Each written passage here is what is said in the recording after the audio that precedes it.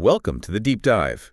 Today we're going deep on something that impacts every single one of us, the global economy. Right. You might be thinking, ugh, economics, how dry. Yeah. But stick with me. Okay. We're going to uncover some genuinely surprising insights that might just change how you see the world around you. We're going to peel back the layers of the financial system, Yeah. exploring how it works, and more importantly, how it directly affects you. We're talking about the history of money, Yes. the role of gold, and even this idea of a global Ponzi scheme. A Ponzi scheme. Now, before you think we've gone off the deep end, Right. I promise we'll break it all down in a way that makes sense. Absolutely. Okay. A good starting point might be something you use every day. Okay. The U.S. dollar. Okay. Did you know it used to be backed by gold? Oh, really? But now it isn't. That's news to me. Yeah. I always sort of assumed there was something concrete behind our money. What changed? It's a story that goes back to the aftermath of World War II. Go. Countries came together and signed what's called the Bretton Woods Agreement, Okay. establishing the U.S. dollar as the world's reserve currency, pegged to gold at $35 an ounce.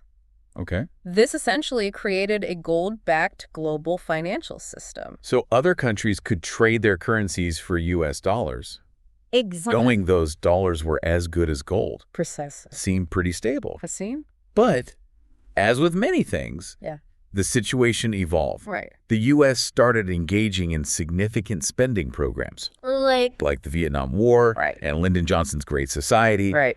Concerns arose about whether the U.S. had enough gold reserves to back all the dollars in circulation. Yeah. Oh, I see. Makes sense. So other countries started to get a little nervous, thinking, hey, if everyone comes knocking for their gold, will the U.S. actually have enough? Right. What happened next? Well, you're exactly right. That nervousness led to a pretty significant outflow of gold from U.S. vaults. Then in 1971, President Nixon made a pivotal decision. Okay. He took the U.S. off the gold standard. Wow. So that's when it all changed. Yeah. But if our money isn't backed by gold anymore, what is it backed by? Air. Good vibes.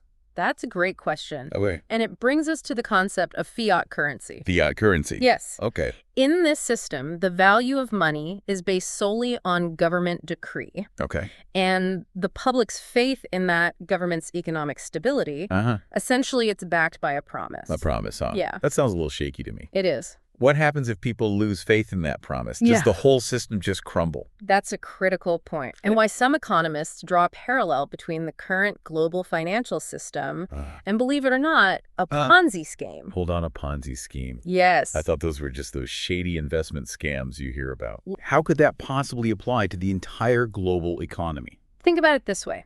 Okay. In a Ponzi scheme, early investors get paid returns using money from newer investors, not from actual profits. Right. To stay afloat, the system constantly needs an influx of new money. Okay, I'm starting to see the connection here. Yeah. So you're saying that the way governments create money through debt and then issue more debt to pay off old debt, that's similar to a Ponzi scheme. Yeah. Because it constantly needs more borrowing and spending to keep going. You got it. Okay. Or it's a simplified analogy. Right. But it does highlight a potential risk inherent in a system that relies on perpetually increasing debt. So if countries decided to stop lending to the U.S., the whole thing could potentially collapse. That's a possibility. Okay. Although a bit of an oversimplification. Right. But it's certainly something to think about. Yeah. The situation raises questions about the long-term stability of a system built on ever-increasing debt. This is all pretty heavy stuff. It is. But how does this global economic situation actually impact the average person like you or me? One of the most direct impacts is inflation. Inflation. When governments print more money, the value of existing money decreases, leading to higher prices for goods and services.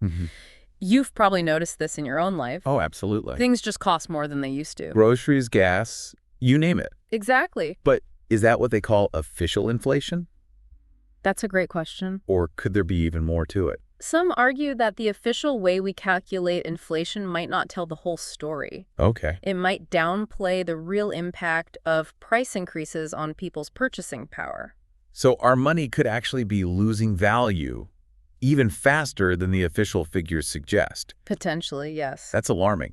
Yeah. What can people do to protect themselves? One option some people explore is investing in tangible assets like gold. Gold? Huh. Historically, gold has held its value over time, unlike fiat currencies that can be subject to government manipulation and inflation.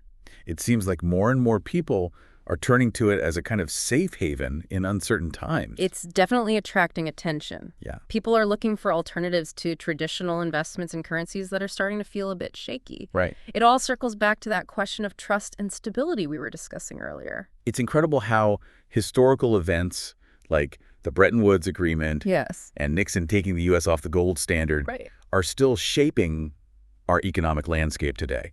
Absolutely. Yeah. Understanding this history is key to understanding the current system and the potential risks it might present. Right. It really highlights how interconnected the global economy is. Decisions made decades ago are still influencing our lives today.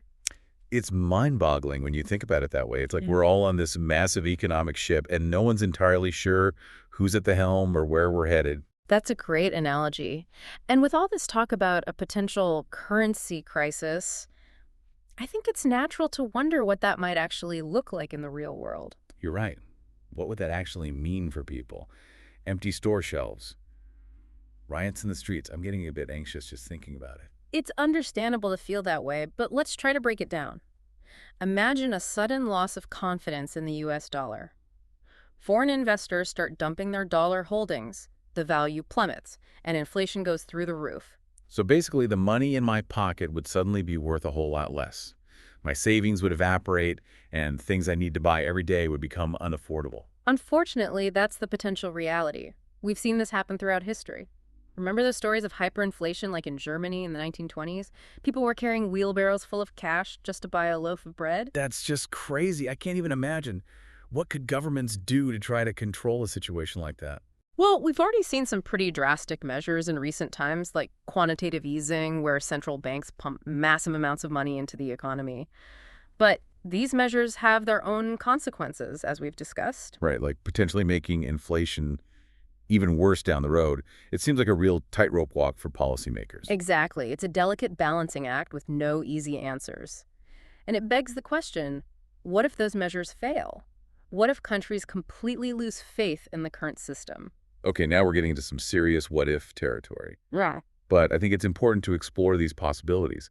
So what are some potential scenarios if the current system were to falter? Well, some economists believe a return to a gold-backed currency system is a possibility. Others predict the emergence of new alternative currencies, maybe even digital ones. Like cryptocurrencies.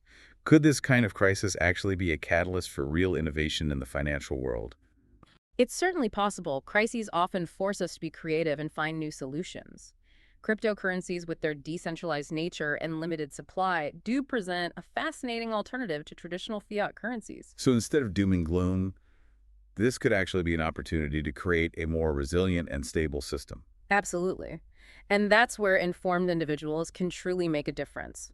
By understanding how the system works, they can make more informed decisions for themselves and contribute to building a more stable future. It's empowering to realize we're not just helpless bystanders in this. We have agency, and knowledge is key. Couldn't agree more. And one area where knowledge is crucial is understanding how the global economy impacts local communities and industries. You're right. It's easy to get lost in the big picture stuff. But the effects of these global forces trickle down and affect our daily lives in very real ways. For example, we've seen how fluctuating currency values can lead to jobs being outsourced as companies seek cheaper production costs overseas. Yeah, certain industries have been hit hard by globalization. And this can have a ripple effect throughout entire communities, leading to unemployment, declining property values, and a whole host of social challenges. It's a stark reminder that these economic forces aren't just abstract concepts. They have a real human cost. They impact people's lives and livelihoods in tangible ways. Absolutely. And we also need to consider the environmental implications of a globalized economy that relies on constant growth and consumption. That's another important layer to this conversation. The environmental costs of production, transportation, and waste are often overlooked. Exactly. If we're truly aiming for a sustainable economic system, we need to factor in these costs and find ways to minimize our ecological footprint.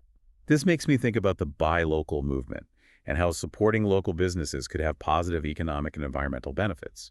It's about making conscious choices as consumers. It's a great example of how individual actions can contribute to a more sustainable and resilient system. Small changes can have a big impact over time. We've covered a lot of ground today. From the history of money to the potential for a currency crisis and its ripple effects, it's clear the global economy is a complex and constantly evolving thing. It is, and it's something we all need to understand better if we want to navigate the future effectively. So what does this all mean for our listeners? What are the key takeaways they can apply to their own lives? Well, first and foremost, be aware of the inherent risks in the current system. Don't blindly trust in the stability of fiat currencies or the promises of governments. Sound advice. Don't put all your eggs in one basket. Diversify. Diversify. Diversify. Exactly. Explore different investment options. Consider alternative asset classes like gold or other precious metals, and stay informed about economic trends. Knowledge is power, as we've said. But it can be overwhelming to keep up with all the information out there. Any tips for our listeners on how to stay informed without getting bogged down? Be discerning about your sources of information. Seek out credible experts, read diverse viewpoints, and don't be afraid to question assumptions. And don't just accept the mainstream narrative at face value. Think critically. Do your research, inform your own informed opinions. That's right. Develop your critical thinking skills and be wary of those who peddle easy answers or overly simplistic solutions. The economy is complex, and there are no quick fixes. But by engaging in thoughtful discussions and staying informed, we can all contribute to a more stable and equitable future. Absolutely. And remember, this is an ongoing conversation. Keep learning, keep asking questions, and keep exploring these topics. We've only scratched the surface today, and there's always more to discover. It's a fascinating journey, that's for sure. And throughout our conversation, we've been dancing around this idea of gold manipulation. Yeah. Sounds almost like something out of a conspiracy theory. Right. But is there any truth to it? Yeah, you mentioned it earlier, and I have to admit it piqued my curiosity. Why would anyone want to manipulate the price of gold in the first place? What's the motivation?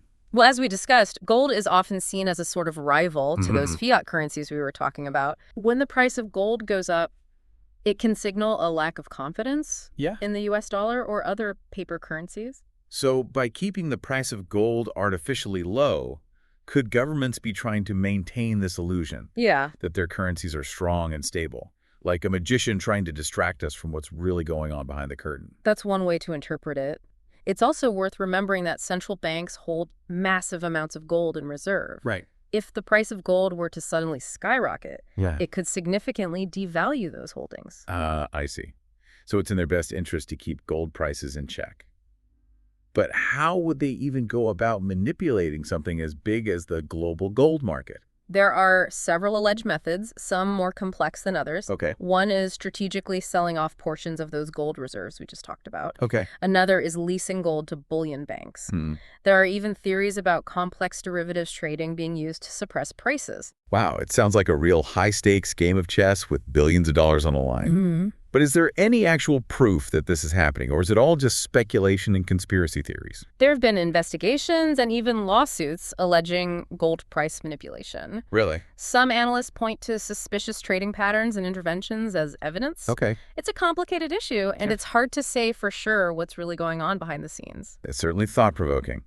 If gold is being manipulated, what does that mean for everyday people who might be thinking about investing in it? Should they be worried? I think the key takeaway here is the importance of understanding the gold market thoroughly before making any investment decisions. Okay. Don't just jump in blindly based on headlines or rumors. Right. Do your own research, consider factors like supply and demand, keep an eye on geopolitical events, and be aware of the potential for price volatility. So the old adage, don't put all your eggs in one basket, applies here as well. Absolutely. Investing in gold should be just one piece of a broader, well-diversified financial strategy. It's not a magic solution, but it can be a valuable tool for potentially protecting your wealth over the long term. It's all about finding the right balance for your personal circumstances and risk tolerance. Right, exactly. And if you're feeling overwhelmed, there's no shame in seeking guidance from a trusted financial advisor. They can help you navigate these complex waters and develop a plan that's right for you. Well, we've certainly covered a lot of ground in this deep dive. We've explored the history of money, the potential risks of the current fiat system, and even delved into this fascinating world of gold and the theories about manipulation. It's been quite a journey.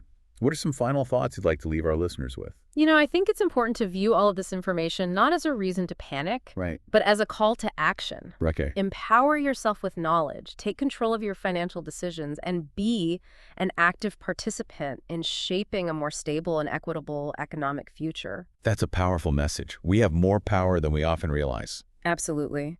And remember, the future isn't set in stone. It's something we create together through our choices and actions. Beautifully said. Thank you so much for joining us for this deep dive into the global economy. It's been a truly eye-opening conversation. It's been my pleasure. Thanks for having me. And to all of you listening out there, keep digging for knowledge. Keep asking those tough questions. And never be afraid to challenge the status quo. Until next time, stay curious.